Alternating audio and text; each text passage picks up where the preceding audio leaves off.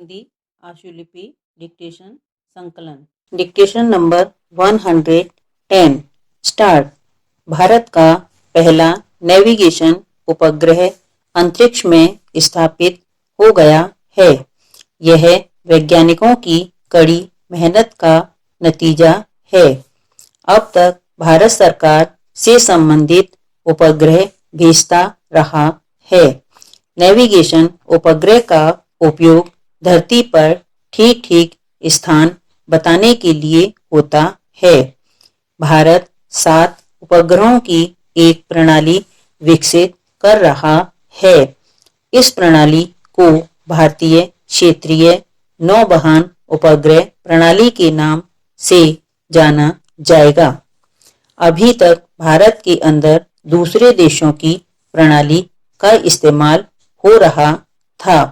दूसरों की प्रणाली इस्तेमाल करने पर खतरा यह हो सकता है कि युद्ध के दौरान अथवा किसी दूसरे नाजुक मौके पर संबंधित देश प्रणाली का इस्तेमाल करने से मना कर सकता है।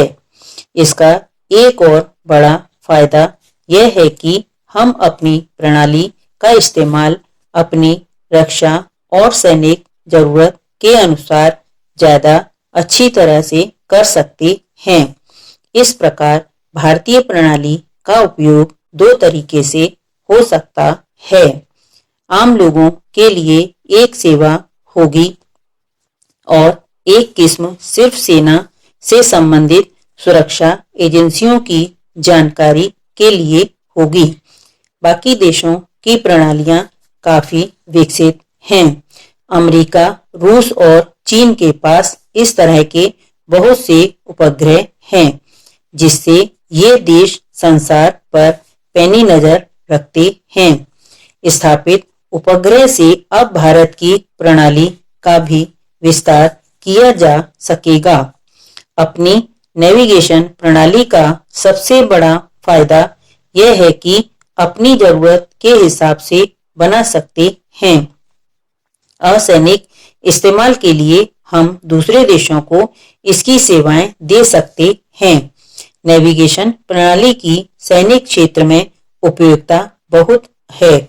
इससे दुश्मन की गतिविधियों पर नजर रखी जा सकती है। आतंकवादियों के ठिकाने खोजे जा सकते हैं। प्राकृतिक आपदाओं के समय इस्तेमाल बखूबी किया जा सकता है। जिन जिन जगहों पर जाना नामुमकिन हो, वहां के ठीक ठीक हालात नेविगेशन उपग्रह के माध्यम से जाने जा सकते हैं। सड़क, जल और हवाई परिवहन को सुरक्षित बनाने में इसका इस्तेमाल होता ही है।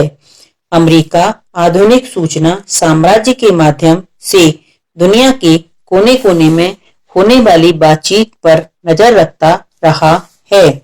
ऐसी स्थिति का प्रतिकार तभी हो सकता है जब सूचना व संचार माध्यमों का विकेंद्रीकरण हो।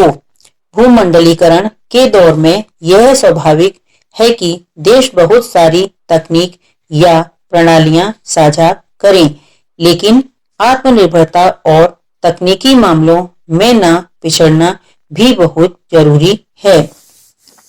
इस बात से इनकार नहीं किया जा सकता है कि अंतरिक्ष विज्ञान भविष्य का विज्ञान है और आवश्यक है कि भारत इस विज्ञान के क्षेत्र में पिछड़ न जाए। प्रसन्नता की बात है कि कम पूंजी के बावजूद भारतीय वैज्ञानिकों ने सूझबूझ से दुनिया के सबसे सस्ते अंतरिक्ष कार्यक्रम को सफल बनाया है। मैं मानता हूं कि अब भारत कई विकासशील देशों को कम लागत पर बेहतर तकनीकी साधनों को उपलब्ध करवा सकता है। स्टॉप। हिंदी डिक्टेशन के लिए एक्सप्लोर स्टेनोग्राफी चैनल को लाइक करें, सब्सक्राइब करें, बेल आइकन को प्रेस करें और वीडियो को शेयर करें।